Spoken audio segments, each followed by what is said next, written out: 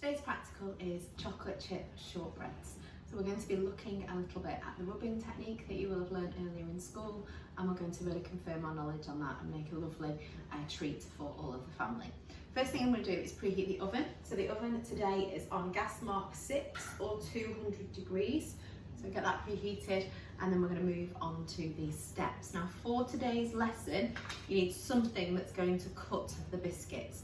If you don't have anything like these cutters, the top of a jam jar, so an empty jam jar, you can really cut around with that. You can press into it, cut it, and then just tap it and it will come out. Just be careful because it's glass. You need a rolling pin and a spoon, and then a bowl and a sieve. And you need to put some greaseproof paper onto a baking tray just so the biscuits don't stick to the tray.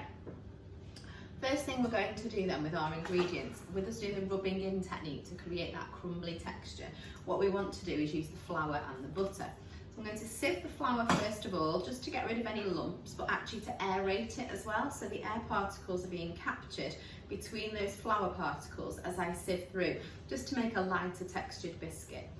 As that's gone through, like so, we're then going to add in cold butter.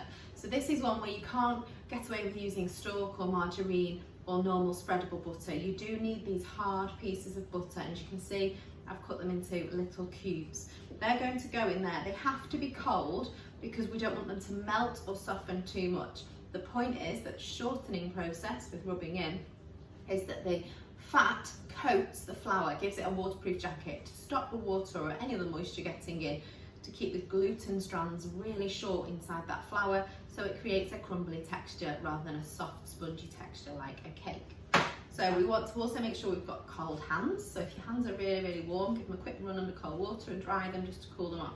And we are not using the palms of our hands. That's where a lot of our heat is, whereas the tips of our fingers are slightly cooler, and that will prevent us from melting the butter or softening too much.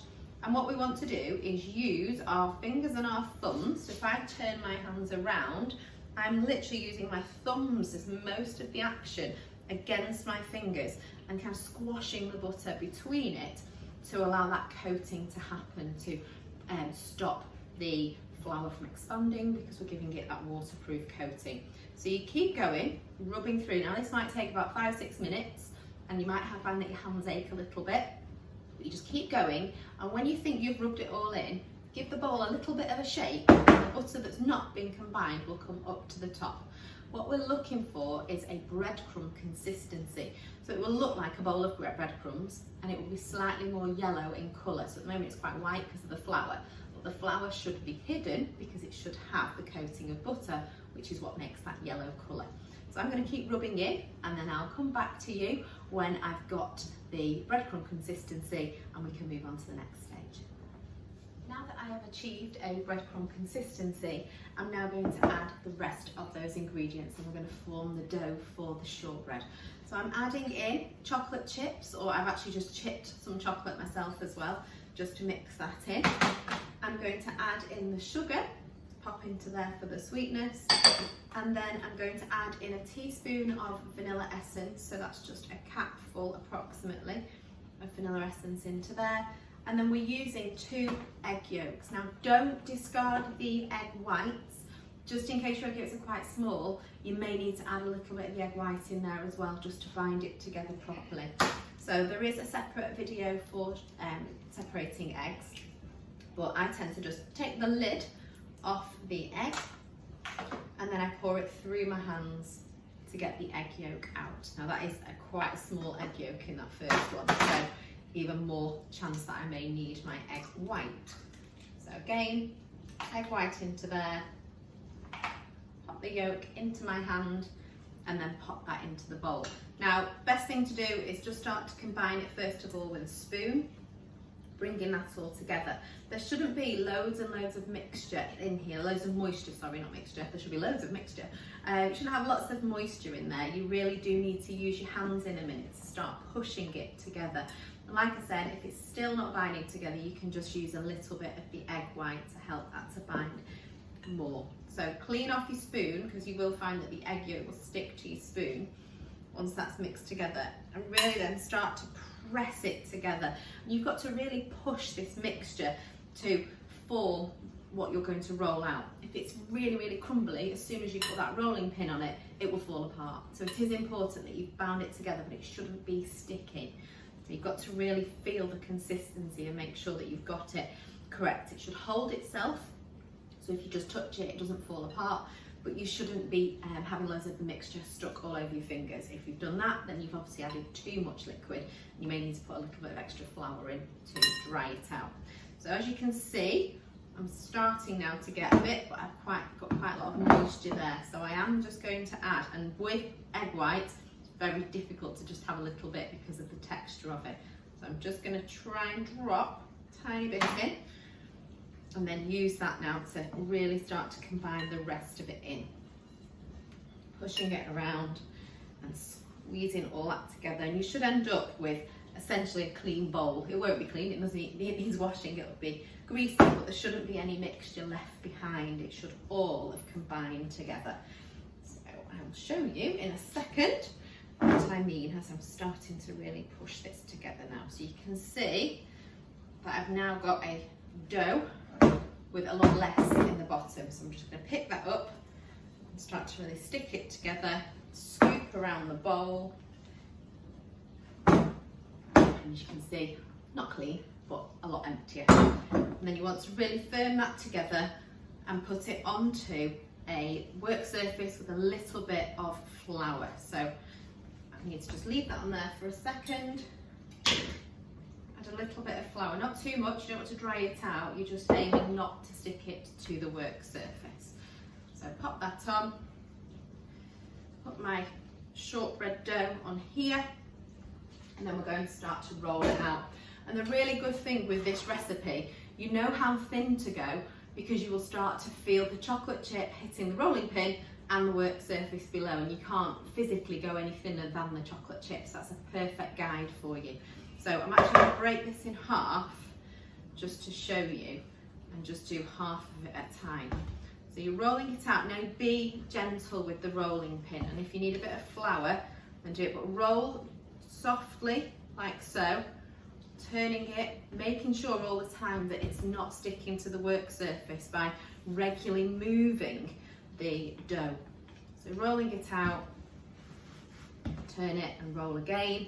If you feel as though it's sticking to the rolling pin, either put a little bit of flour on the top or a little bit of flour on the rolling pin. And what happens, I'm just about getting to the stage now, you start to be able to hear, as I'm doing that, I can hear the rolling pin hitting the chocolate chips and not really being able to go any further. So that's the point where you stop.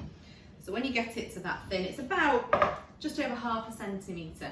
You can then get your cutters, put them onto the biscuits, little bit of a wiggle, and then you get your biscuit shape that you can pop onto the baking tray.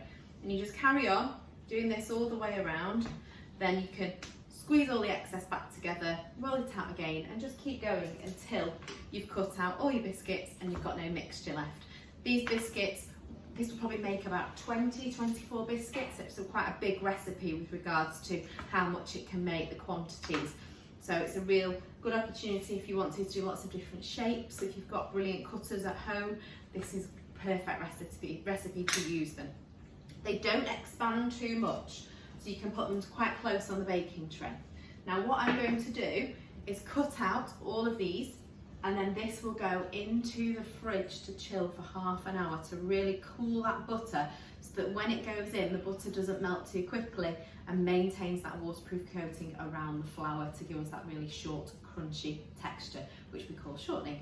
I'm going to keep cutting out, pop these in the fridge, and then when this is done and we're up to the 30 minutes, I'll come back to you and show you about putting it in. It's now been ½ an hour with the shortbread being in the fridge, so it's just cool enough now for us to put it into the oven without that butter melting too quickly and maintaining that coating around the flour to keep it short. As you can see, it's all spread out, so nothing's touching, but it doesn't need that much expansion room. It's not going to rise, we're keeping it short, which means that expansion won't happen. I'm going to pop these into the oven now. They take about 12 minutes. Keep an eye on them. They will be soft When you think that they are done, don't think they're going to be hard. They're not. They will harden as they cool. They will be quite soft, but you'll notice the golden brown around the outside and the texture will change. So it'll look more biscuity. At the moment it's quite doughy looking. I'll pop them into the oven now for 12 minutes and I'll show you the finished outcome. The shortbread's now ready, so I'm going to take this out and I'm just going to give you a quick view of what it looks like and how to cool it quickly.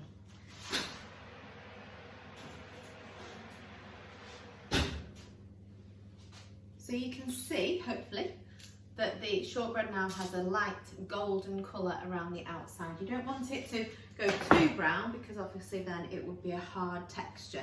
We just want it to be golden. So ideally, leave it for a couple of minutes to cool, more so just that you don't touch the baking tray, but as I said before, just so it hardens slightly. And use a palette knife or a little spatula and you gently just want to lift underneath and pop them onto a cooling rack so that air can go underneath all the flow around and that will cool it evenly so you don't get any soggy parts. I'll pop a final photo on for you and I hope you enjoy the recipe.